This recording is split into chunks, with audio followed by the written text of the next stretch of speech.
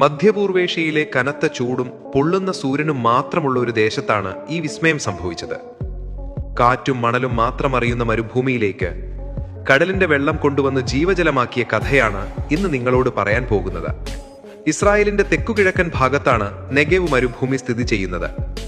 വെള്ളം കിട്ടാത്തതിനാൽ ഇവിടെ കൃഷി അസാധ്യമായിരുന്നു. മഴ ലഭിക്കുന്നത് വർഷത്തിൽ ഏതാനും ദിവസങ്ങൾ മാത്രം. വേനൽക്കാലത്ത് താപനില പലപ്പോഴും 45 മുതൽ 50 ഡിഗ്രി സെൽഷ്യസ് വരെ ഉയരും. അടിവെള്ളവും വർഷങ്ങൾക്കുള്ളിൽ കുറയുകയും ജനങ്ങൾ കുടിയൊഴിയുകയും ചെയ്തു. ഒരു ദേശത്തിന്റെ ഭാവി വെള്ളമില്ലാത്തതിനാൽ തന്നെ ഇരുണ്ടുപോകുന്നു.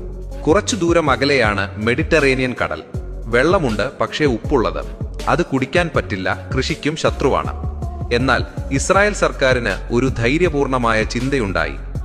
കടലിലെ വെള്ളം കൊണ്ടുവന്ന് മരുഭൂമിയെ ജീവിപ്പിച്ചാൽ 2000-ൽ ഏകദേശം $3 ബില്യൺ ചെലവഴിച്ച് ഡെസേർട്ട് വാട്ടർ പ്രോജക്റ്റ് ആരംഭിച്ചു. മരുഭൂമിയിലൂടെ കടൽ ജലത്തിന് ഒരു നിർമ്മിത നദി, അത് തന്നെ പിന്നീട് ശുദ്ധജലമാക്കാനുള്ള വലിയ പ്ലാനുകളും.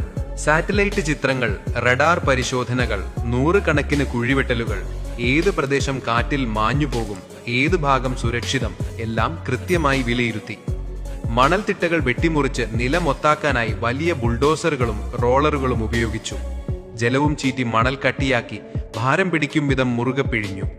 മരുഭൂമിയിൽ ഒരു നദിക്ക് പാത വരയ്ക്കാൻ മനുഷ്യർ ഇവിടെ സത്യത്തിൽ പോരാട്ടം നടത്തി. ഏകദേശം 250 മൈൽ ദൂരം ദിവസേന 70,000 ടൺ മണലും മണ്ണും നീക്കം ചെയ്തു. 1200-ലധികം തൊഴിലാളികൾ പൊള്ളുന്ന ചൂടിൽ ഷിഫ്റ്റുകളായി ജോലി ചെയ്തു. കൂടുതൽ വീതിയുള്ള വലിയ യു ആകൃതിയിൽ നദിയുടെ പാത സൃഷ്ടിച്ചു.